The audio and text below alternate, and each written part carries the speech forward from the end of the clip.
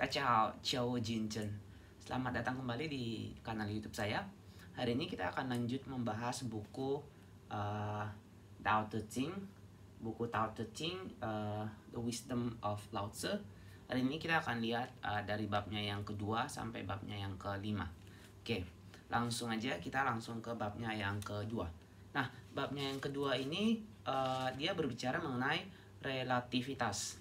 Nah, di bab yang kedua ini, bab terkait relativitas, dia memulai dengan mengatakan bahwa sebenarnya pada awal bumi ini terbentuk, sebelum manusia itu mengenal yang namanya peradaban, itu nggak ada yang namanya baik, buruk, atau cantik, atau jelek, atau sesuatu yang bersifat konotasi negatif atau positif yang hari ini kita kenal. Nah, jadi setelah menurut Lao Tzu, setelah manusia itu mengenal peradaban, manusia itu mulai mengenal yang namanya ada yang harus baik, ada yang menjadi buruk, ada yang hitam, ada yang putih, dan hal-hal yang berkonotasi negatif maupun positif. Jadi ada pemisahan di antara kedua hal tersebut. Nah, Lao Tzu mengatakan bahwa jikalau kita mulai untuk membanding-bandingkan sesuatu, maka kita akan jatuh ke dalam satu perangkap suka atau nggak suka. Saat kita mulai ngebandingin sesuatu, kita mulai jatuh ke perangkap suka atau nggak suka. Nah, saat kita jatuh ke perangkap suka atau nggak suka, maka kita secara otomatis akan mulai yang namanya menghakimi dengan menggunakan standar yang kita suka. Jadi kalau kita suka, kita akan bilang bagus. Kalau kita nggak suka, kita bakal bilang nggak bagus. That's why di sini si Lao Tzu dia memperkenalkan satu hal yang namanya relativitas. Jadi di sini intinya adalah dia pengen katakan bahwa segala sesuatu di dunia ini nggak ada yang 100% benar ataupun 100% salah. Semua itu relatif adanya. Seperti mungkin kemarin aku sempat singgung contohnya bahwa buat orang yang lagi diet, makanan itu sesuatu yang sangat buruk saat dia lihat. Tapi buat orang yang kelaparan, makanan itu adalah segala-galanya buat dia. Nah, di sini Lao Tzu mengatakan bahwa semuanya itu selalu bersifat dinamis. Jadi apapun itu yang ada di dunia, dia bersifat dinamis, dia enggak statis, dan dia selalu mengalami yang namanya perkembangan, pergantian, dan itu terjadi secara terus menerus dalam kehidupan kita ini. Oke. Nah, itu untuk babnya yang kedua.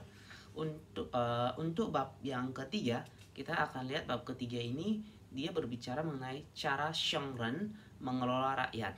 Nah, ini singkat aja, kalau si Sheng Ren ini di buku Tao Te Ching, Wisdom of Lao Tzu ini, dia mengarah kepada seorang pemimpin yang mengenal jalan Tao. Jadi dia bicara bab ini, bab 3 dia bicara bahwa bagaimana seorang pemimpin yang mengenal jalan Tao, dia mengelola rakyatnya. Jadi intinya di sini adalah bahwa si pemimpin yang mengenal Tao ini, si Sheng Ren ini, dia harus menerapkan prinsip yang namanya Wu Wei. Nah, prinsip Wu Wei ini seperti yang Wu Wei sendiri berarti tidak melakukan apa-apa. Itu seperti halnya yang dilakukan oleh alam semesta. Yang bukan berarti bahwa seorang pemimpin benar-benar gak melakukan apa-apa ya teman-teman. Tapi prinsip Wu Wei seperti yang dilakukan oleh alam semesta, bahwa dia bekerja. Jadi alam semesta nggak pernah berhenti menyediakan untuk kita makanan, minuman, udara. Kemudian ya kita lihat bahwa ada hujan, ada sinar matahari yang nggak pernah berhenti kita bisa nikmati. Jadi tanpa si alam semesta ini banyak berbicara kepada kita. Jadi menurut Lao Tzu, seorang Sheng Ren, seorang pemimpin yang mengenal Tao, dia harus memerintah dengan konsep tadi, konsep Wu Wei. Jadi di sini si Lao Tzu juga menekankan bahwa seorang pemimpin yang baik itu seorang pemimpin yang mengenal Tao. Si Sheng Ren memerintah itu adalah bahwa bagaimana menjadikan rakyatnya itu menjadi manusia yang produktif dengan cara memberikan pekerjaan kepada rakyat tersebut. Nah, dengan memberikan pekerjaan maka otomatis rakyatnya bakal jadi produktif, dan kalau rakyatnya produktif mereka akan memiliki badan yang sehat dan kuat. Kurang lebih itu terkait bab 3, cara Xiangren atau pemimpin yang mengenal Tao untuk mengelola rakyatnya. Nah, kemudian di babnya yang keempat ini, bab keempat ini dia judulnya adalah dia anak siapa. Nah, dia ini mengarah kepada Tao ya. Jadi di sini Tao ini sebenarnya anaknya siapa. Nah, secara garis besar, karena ini emang babnya singkat banget sih untuk bab 4 ini. Jadi kurang lebih yang dia mau katakan bahwa Tao itu adalah akar, sumber dari alam semesta ini. Jadi alam semesta ini semua diciptakan, berasal semua itu dari yang namanya Tao tadi. Nah, kemudian juga di bab ini dia juga sempat mengatakan bahwa Tao itu adanya di mana-mana. Jadi dia dekat sama kita, dia berada di manapun itu. Itu konsep Tao yang dijelasin oleh Lao Tzu. Oke. Selanjutnya kita akan bahas bab 5, bab yang terakhir yang akan kita bahas malam ini, yaitu langit dan bumi tidak manusiawi. Nah, di sini konsep langit dan bumi tidak manusiawi yang dimaksud Lao Tzu adalah gimana kita ngelihat bahwa langit dan bumi itu tidak pernah mencampuri yang namanya urusan manusia. Jadi Lao Tzu mengakui bahwa manusia itu memiliki kehendak bebas, yang mana langit dan bumi nggak pernah mencampuri keinginannya.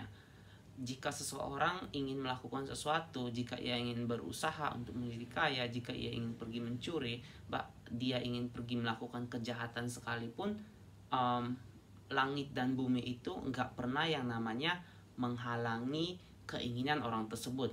Tapi di sini Lao Tzu mengingatkan bahwa ada yang namanya karma. Karma ini adalah karma ini kurang lebih adalah upah dari perbuatan yang tidak berkenan yang kita lakukan sebelumnya di kehidupan kita sebelumnya. Kurang lebih seperti itu teman-teman untuk karma. Nah,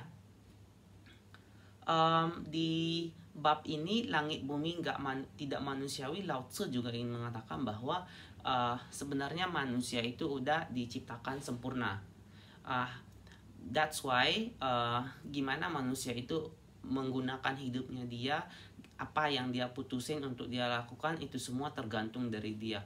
Dia katakan bahwa langit dan bumi itu nggak akan mencampuri urusan si manusia itu. Terserahlah si manusia itu ingin melakukan apa sama dirinya, tapi dibatasi sama yang namanya karma tadi.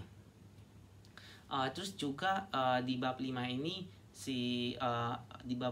juga Lao Tzu mengatakan bahwa ajaran Tao sendiri itu adalah sesuatu yang akan sangat membantu, akan menjadi sangat efektif apabila ajaran Tao itu dipraktekin, nggak hanya diketahui aja.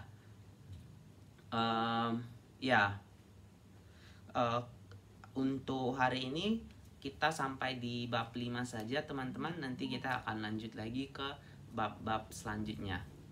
谢谢你们。